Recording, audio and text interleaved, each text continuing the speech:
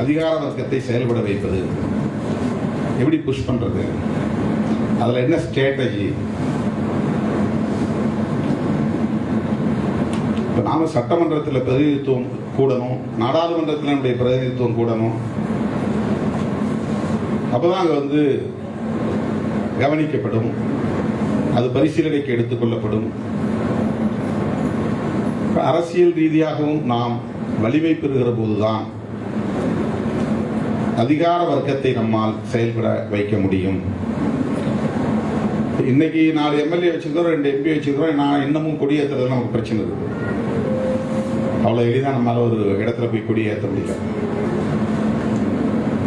விடுதலை சிறுத்தைகள் கட்சி கொடியேற்ற இடத்துல தான் கரெக்டா சட்டத்தை பேசுவாங்க அதிகாரிகள். பர்மிஷன் வாங்கிக்கலாம், வேற எங்கேயும் வேற எந்த இடத்துலையும் போய் கேட்க மாட்டாங்க. பேனர் வச்சா உடனே பேனரை கழட்டுவாங்க. அப்படின்னா இன்னும் அரசியல் ரீதியாக நம்ம வலிமை பெற வேண்டிய தேவை இருக்கிறது.